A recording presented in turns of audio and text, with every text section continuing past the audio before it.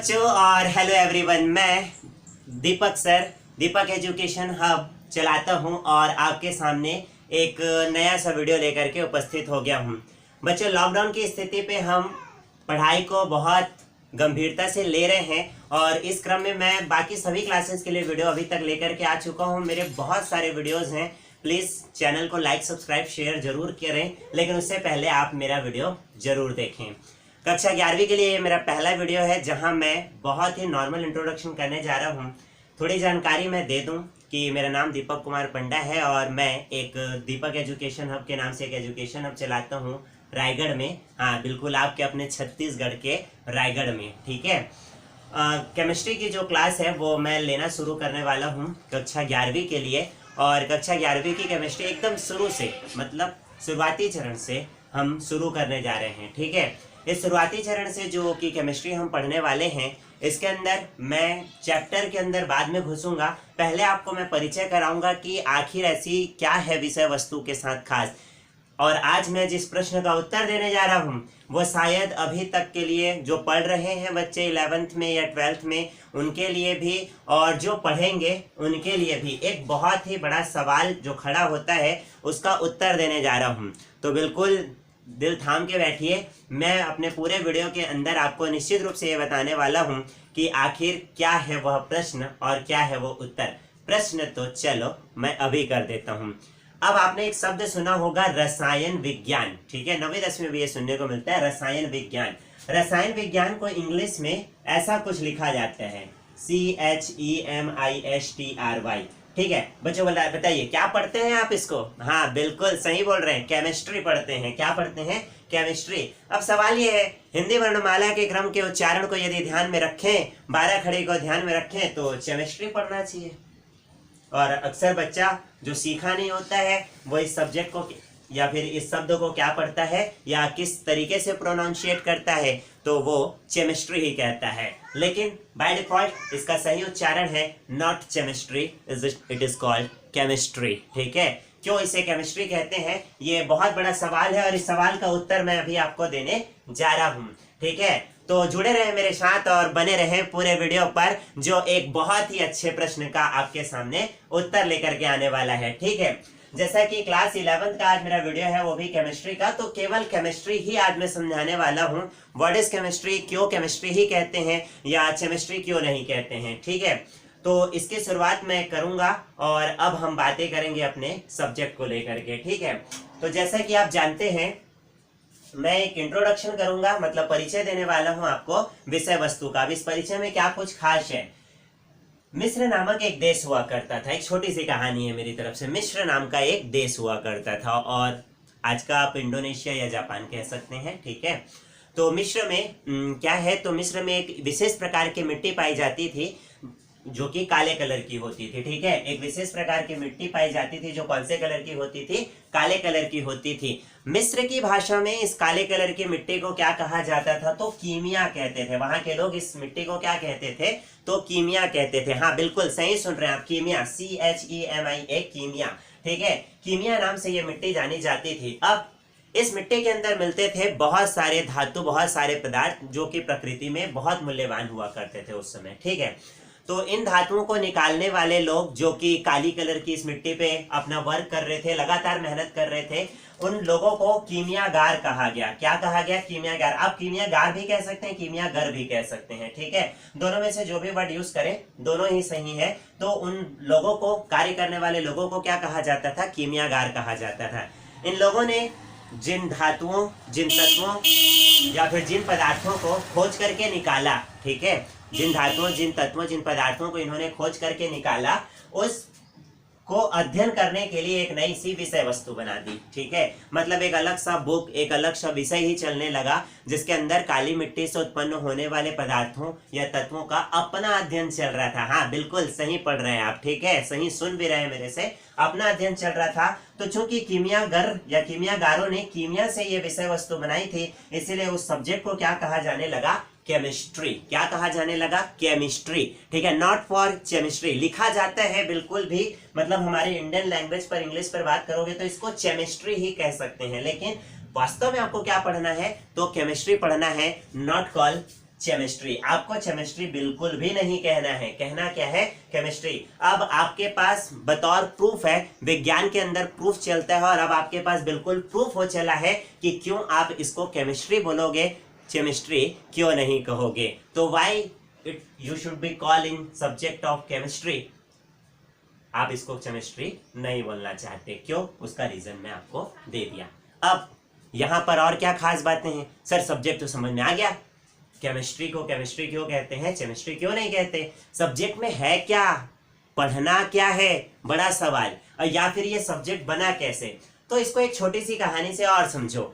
हालांकि कहानी कहीं मिलेगी नहीं, या फिर आप इसको अपने अध्ययन के लिए, अपने सीखने के लिए अपने पास रख सकते हो, बना सकते हो। क्या कहानी है? भारत को पहले क्या कहा जाता था? हाँ बिल्कुल बताइए, भारत को पहले क्या कहा जाता था? हाँ एकदम सही समझा आपने, सोने की चिड़िया कहा जाता था। भारत कहलाता है पहले सोने की चिड़िया। अब अगर भारत पहले सोने की चिड़िया कहलाता है तो सोना लेके कौन गए? डेफिनेटली अंग्रेज लोग, या फिर जो विदेशी आक्रमण हमारे पास हुए उन सभी ने सोना लेकर के यहाँ से निकल गए। अब अगर वो लोग सोना लेकर के यहाँ से चले गए, ठीक है, तो भारत के जो 1.5 होशियार बुद्धिजीवी प्राणी थे, उन लोगों में से सबकी धारणाएं, सबकी मान्यताएं अलग अलग, ठीक है। कुछ ने कहा हम सोना खोज लेंगे, तो वो बस जमीन की खुदाई में लग गए, सोना खोजने का प्रयास जारी रहा, ठीक है। कुछ ने कहा कि हम सोना बना लेंगे, वो होते हैं ना अंधों में काना राजा टाइप का, ठीक है, अंधों में काना राजा। अंधों में काना राजा होता कौन है? वही जो सबके सब बेवकूफ लोगों में से जो थोड़े बहुत बुद्धिमान हो जाते हैं, उन्हें कहते हैं अंधों में काना राजा। ऐसे बुद्धिमान लोगों को हमारी भाषा में साइंटिस्ट कहते हैं। क्या कहते हैं? साइंटिस्ट। हाँ सही सुन रहा है। अब इसका मतलब ये नहीं कि आप किसी वैज्ञानिक के सामने खड़े हो और उसको जा करके ये बोल दे तुम अंधों में काना राजा हो, ऐसा बिल्कुल भी मत कीजिएगा, ठीक है। साइंटिस्ट बहुत ही बुद्धिजीवी प्राणी होते हैं, ठीक है। तो जो लोग थे जो ये कहते थे अंधों में काना राजा बनकर कि हम सोना बना लेंगे, ठीक है, उन सोना बना लेने वालों ने अलग अलग तत्वों का मिश्रण करना शुरू कर दिया। अब वो क्या? जैसे कि उन्होंने कार्बन को ऑक्सीजन के साथ रिएक्ट कराया और बनाया कार्बन डाइऑक्साइड, ठीक है। उद्देश्य क्या था? उद्देश्य था तो केवल सोना बनाना, ठीक है। उद्देश्य क्या था? तो उद्देश्य था केवल सोना बनाना। बना क्या? कार्बन डाइऑक्साइड, और बन गया एक अलग सा केमिकल रिएक्शन, ठीक है। उसके बाद उन लोगों ने क्या किया? उन लोगों ने जल का निर्माण किया, तो H2 + O2, ठीक है। या फिर आप इसको दूसरे तरीके से भी देख सकते हो, कार्बन + ऑक्सीजन, तो कार्बन डाइऑक्साइड जो ऊपर बना था उसी पर 2H + O2, तो ये बना दिया उन लोगों ने क्या? H2O। ऐसा भी रिएक्शन उन लोगों ने किया, और ऐसे बहुत सारे रिएक्शन देखने को मिले। जैसे कि उन्होंने नाइट्रोजन N2 + 3H2 किया और बनाया क्या? 2NH3 ammonia. तो ऐसे रिएक्शन जो है वो लगातार चलते गए, और एक से एक यौगिक, एक से एक उत्पाद बनते चले गए। बना नहीं तो क्या नहीं बना? तो सोना नहीं बना, ठीक है। आज तक इतिहास गवाह है कि सोने का निर्माण प्रयोगशाला में नहीं हो सका है, ठीक है। सोचो, अर्थात ये कि जहां से शुरू हुई थी कहानी वापिस आकर वहीं रुक गई है। सोना नहीं बना, लेकिन बना एक नया सा सब्जेक्ट जिसको बोलते हैं क्या? केमिस्ट्री, ठीक है। ये है पूरी कहानी रसायन विज्ञान को जानने की, ठीक है। अब यदि रसायन विज्ञान को पढ़ना है तो कीमियागारों ने मिस्र की मिट्टी में जिन तत्वों को खोजा था, उन तत्वों का अध्ययन एक ब्लॉक, एक सारणी बना करके किया जाना था। उस ब्लॉक या उस सारणी को क्या कहते हैं? तो उस ब्लॉक या उस सारणी या उस समूह को, तत्वों के उस समूह को एक नए नाम से पुकारा जाता था, जिसे आवर्त सारणी कहते थे। क्या कहते थे? हाँ बिल्कुल सही सुन रहे हैं आप, आवर्त सारणी। यदि आपको यह लगता है कि मोसले के द्वारा दी गई सामूहिक स्थिति को या टेबल को ही आवर्त सारणी कहते हैं, तो आप गलत हैं। आप बिल्कुल ऐसा मत सोचिएगा। आवर्त सारणी तो पहले ही बना दी गई थी, जब तत्वों को निकाला गया और उनका अध्ययन के लिए एक समूह तैयार किया गया, एक टेबल तैयार किया गया, तो उसे कहते हैं क्या? आवर्त सारणी। अब ये आवर्त सारणी क्या होती है या कितने प्रकार की होती है? तो आवर्त सारणी, पहले तो आप समझिए, आवर्त सारणी एक ऐसा समूह है, ऐसा केंद्रण है तत्वों का, जिसके द्वारा प्रकृति में पाए जाने वाले समस्त प्रकार के तत्वों के बारे में जानकारी ली जा सकती है। सपोज लाइक कि उनका द्रव्यमान क्या है, उनका परमाणु क्रमांक क्या है, वो कहाँ रहते हैं, वो कौन से कलर के होते हैं, वो धातु हैं, अधातु हैं, क्या कुछ है, इन सभी बारे में जानकारी जो है वो आवर्त सारणी से मिलती है। अब कहानी को और आगे लेकर के चलते हैं। आवर्त सारणी के अपने प्रकार। एक आवर्त सारणी जो पुराने समय में बनी, जो शुरुआती चरणों पर बनी जब केमिस्ट्री बन करके निकल गया था, और एक आवर्त सारणी जो बाद में बनी जिसको पुरानी आवर्त सारणी पर सुधार करने के लिए बनाया गया। अब सर आप तो दो आवर्त सारणी बता रहे हैं, हम लेके किसको चले? नया प्रश्न। तो भाई नया प्रश्न नहीं है, हम इसको एक एक करके थोड़ा सा डील कर लेते हैं आज, ताकि हमारे ये जो मन में उठने वाले असंतुष्टि भरे प्रश्न है इसका संतुष्टिपूर्ण उत्तर हमको प्राप्त हो जाए, है ना। तो क्या आवर्त सारणी को दो भागों में बांटा गया, एक प्राचीन आवर्त सारणी बनी और दूसरे को कहते थे आधुनिक आवर्त सारणी। हाँ बिल्कुल सही सुन रहे हैं आप, एक को कहते हैं प्राचीन आवर्त सारणी और दूसरे को कहते हैं क्या? आधुनिक आवर्त सारणी। ठीक है, अब इसमें क्या खास बात है? तो इसमें खास बात है प्राचीन आवर्त सारणी की पहले बात करते हैं। प्राचीन आवर्त सारणी को किसी ने तो बनाया होगा, किसी ने तो दिया होगा। तो प्राचीन आवर्त सारणी के खोज करता हुए डिमिट्री इवानोविच मेंडलीव, क्या नाम है? Dmitri Ivanovich Mendeleev. आपको किताबों में अक्सर या फिर नॉर्मली 11th की किताबों में मेंडलीव लिख करके आ जाता है, आप मेंडलीव ही लेके चलिए। लेकिन चूंकि मेरी क्लास है और मैंने आपको कहा था, वादा किया था मैंने आपको कि कुछ एक्स्ट्रा और कुछ अलग ही सिखाऊंगा आपको, ठीक है। तो कुछ एक्स्ट्रा और कुछ अलग जो सीखने की बात है वही है कि मेंडलीव का पूरा नाम आपको यहाँ देखने को मिलेगा, वह है डिमिट्री इवानोविच मेंडलीव, ठीक है, या हिंदी में इसे कहते हैं दमित्री इवानोविच मेंडलीव। आप ऐसा भी कह सकते हैं, लेकिन आसान पड़ता है डिमिट्री इवानोविच मेंडलीव बोलो, बेहतर है। अदरवाइज शुद्ध हिंदी में बात करोगे तो नामों की तो फिर बंटाधार हो जाती है भाई, क्या? दमित्री इवानोविच मेंडलीव कहते हैं, ठीक है। और खोजा गया सन 1808 में। आप जानते हैं डाल्टन ने 1803 में ही परमाणु की परिकल्पना दे दी थी, ठीक है, मेंडलीव। और मेंडलीव ने कहा क्या? मेंडलीव ने कहा कि तत्वों को आवर्त सारणी में उनके भारों के आधार पर जमाया जाएगा। रसायन की भाषा में इसी लाइन को कहा जाता है तत्व उनके भार के क्या होते हैं? आवर्ती फलन होते हैं। आवर्ती फलन का अर्थ होता है बारंबारता, एकांतर क्रम में लगातार जमा हुआ होना। आवर्ती फलन का मतलब होता है एक ही चीज का बार बार एक ही तरीके से करेस्पॉन्डिंग तरीके से जमा हुआ होना। तो इसे कहते हैं तत्व उनके भार के आवर्ती फलन होते हैं। कहने वाले वैज्ञानिक थे मेंडलीव, ठीक है। अर्थात मेंडलीव कहना चाहते थे, सपोज आप समझो कि मेंडलीव जो है वो एक स्कूल के प्रिंसिपल है और आप और हम सभी मिल करके वो तत्व हैं जो प्रकृति में खोजे गए थे। तो मेंडलीव वो प्रिंसिपल है जिनका कहना था कि असेंबली में यदि लाइन लगानी है तो अपने वजन के हिसाब से लगाए, मतलब जो सबसे मोटा बच्चा होगा हम में से वो सबसे लाइन में पहले खड़ा होगा, और जो बहुत पतला सा बच्चा होगा जैसे जैसे वजन घटता जाएगा लाइन में वो बच्चे पीछे खड़े होते जाएंगे। मतलब मेंडलीव अपने स्कूल के बच्चों को किस तरीके से असेंबली में खड़े कराना चाहते थे? हाँ बिल्कुल सही सुन रहे, भार के आधार पर, ठीक है। तो 118 तत्व, जो मेंडलीव के समय 118 तत्व नहीं थे, 93 के आसपास तत्व हुआ करते थे। तो उन तत्वों को, सभी तत्वों को मेंडलीव ने किस आधार पर जमाया? उनके भारों के आधार पर जमाया। ध्यान रखिएगा, किस आधार पर जमाया? भारों के आधार पर जमाया। अब भार के आधार पर जमाने में दिक्कत क्या थी? दिक्कत ये थी नए नए तत्वों की खोज लगातार हो रही थी, ये कीमियागार लगातार काम कर रहे थे, तो नए नए तत्वों की खोज हो रही थी। तो पहले जिन तत्वों को जमा दिया गया, अब उन तत्वों के बाद अगर कम भार वाले तत्व और आते भी हैं तो उनको पहले आवर्त सारणी में स्थान देना था। अब ऐसा करने के लिए सारणी को बदलनी पड़ रही थी और ये संभव नहीं हो पा रहा था। ठीक वैसे ही जैसे स्कूल के प्रिंसिपल यदि ये बोल दें कि भार के हिसाब से खड़ा होना है, और जो मोटा सा बच्चा जो लाइन में पहले आके खड़ा हो गया, यदि उसके बाद कोई और बच्चा आया तो क्या उसको खड़ा होने देता है? क्या नहीं देता, चल हट मेरे को खड़ा होना है, ऐसे ही बोलता है ना। हाँ, तो यही तकलीफ हो रही थी कहाँ? मेंडलीव की आवर्त सारणी। मतलब भार के अनुसार जमा देने पर नए तत्वों को अंदर डालना संभव नहीं हो पा रहा था, कठिन काम हो चला था। सॉल्यूशन चाहिए था, हल चाहिए था। अब उसका हल निकालेगा कौन? हल निकला। बाद में चल के एक नई आवर्त सारणी बनी जिसे कहा गया आधुनिक आवर्त सारणी। आधुनिक आवर्त सारणी इतनी सुटेबल है जिसको कि 1932 के आसपास दिया गया, और खोजकर्ता थे जे जॉन मोस्ले। हाँ, आपको मोस्ले का नाम भी पूरा यहीं पर देखने को मिलेगा, ठीक है। क्या नाम था? तो जे जॉन मोस्ले, इन्होंने बनाया क्या? आधुनिक आवर्त सारणी। और खास बातें क्या कही? ध्यान रखें कि यही सारणी आज चलती है, आधुनिक आवर्त सारणी को ही माना जाता है, इसी सारणी के हिसाब से अध्ययन किया जाता है।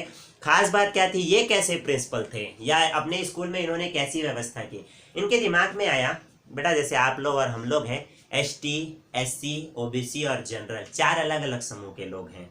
अब अगर बहुत सी भीड़ लगा दूं मैं 100-200 लोगों की और ये कहूं कि एक साथ सबको खड़ा कर दूं और कहूं कि इसमें से किसी SC गर्ल्स को बुलाइए या कहूं कि ST बॉयज को बुलाइए, तकलीफ हो जाएगी आपको क्या, मेरे को, किसी को भी तकलीफ होगी कि उसको ढूंढ करके बाहर निकालना है। जरूरत है तो एक अच्छे वर्गीकरण की। कैसा वर्गीकरण?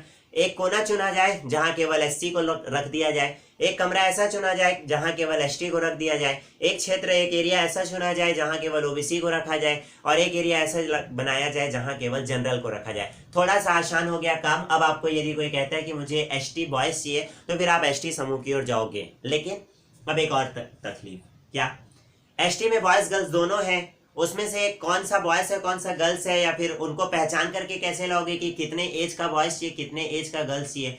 तो हम क्या करते हैं, सभी को एक पर्टिकुलर नंबर दे देते हैं, है ना, और उस नंबर के वजह से आजकल मोबाइल का नंबर होता है, सिम का नंबर होता है, ऐसा पर्टिकुलर नंबर दे देते हैं। अब नंबर के थ्रू उसको बुलाना बहुत आसान हो जाता है। बस अब आपके दिमाग में कॉन्सेप्ट समझ में आ गया। मोस्ले ने क्या किया, हर तत्व को उसका पर्टिकुलर एक नंबर दे दिया। ठीक वैसे ही जैसे स्कूल पे बच्चों को खड़ा करने के लिए यदि सभी के पीछे एक पॉम्पलेट चिपका दिया जाए नंबर का, वैसे ही जैसे इंडिया की जर्सी में लिखा होता है Jersey number 10 Virat Kohli, Jersey number 7 Mahendra Singh Dhoni, ऐसा, ठीक है, तो हर एक को एक जर्सी नंबर की तरह एक नंबर प्लेट पीछे चिपका दी जाए तो हर बच्चा अपनी पोजीशन पर हर दिन सही जगह पर आकर के खड़ा हो जाएगा। ना तो कोई लड़ाई होगी और ना ही बच्चे को पहचानने में दिक्कत।